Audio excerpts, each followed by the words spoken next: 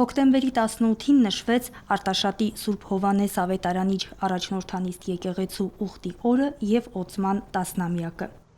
Այդ օրը հայ առաքելական Սուրբ եկեղեցում նշվում է նաև 4 ավետարանիչների՝ Սուրբ Մատթեոսի, Մարկոսի, Ղուկասի և Հովհաննեսի տոնը։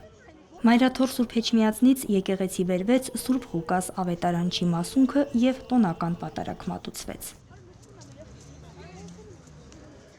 Հոկտեմբերի 18-ը նաև Արտաշատ քաղաքի տոնի օրն էր, և քաղաքային վարչության շատ անդամներ էին ներկա եկեղեցում։ Եկեղեցու հիմքերը 2002-ին են դրվել։ 2015 թվականին ամենայն հայոց հայրապետն է օծել Սուրբ Հովհաննես եկեղեցին։ Աբրահամյան ընտանիքի բարերարությամբ կառուցված եկեղեցին այս 10 տարիների ընթացքում համայնքի համար դարձել է հարազատ աղոթատեղի և ուխտավայր շատ հավատացյալների համար։ Ցանկացած համայնքում, եթե կա եկեղեցի, ուրեմն կա Աստծո լույսը։ Մանավանդ գործող եկեղեցի, ուրեմն կա Աստծո լույսը, ուրեմն կա Աստծո ներկայություն, ուրեմն մարդիկ ունեն հնարավորություն աղոթելու եւ Աստծո կենթանի ներկայությունը ապահովելու իրենց կյանքից ներս։ Եվ դա օրհնություն է, դա խաղաղություն է, դա սեր է, դա միասնություն է։ Մեր եկեղեցին գտնվում է քաղաքի մուտքի մոտ եւ շատ հարմար է ժողովրդի այցելության համար։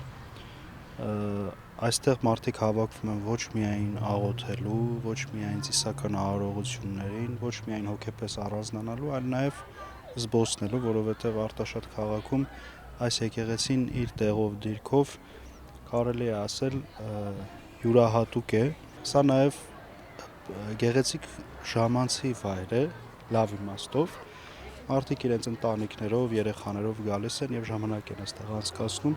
ինչը մեզ շատ ուրախացնում է։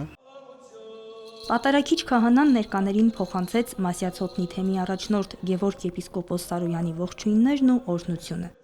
Տեր հայրն անդրադարձավ 4 ավետարանիչներին, որպես Քրիստոսի կյանքի, մահվան և հարության մասին կարևոր վկայողների։ Հիշեցրեց. ամեն եկեղեցու խորանից հենց ավետարանական խոսքն է սերմանվում քրիստոնյաներին։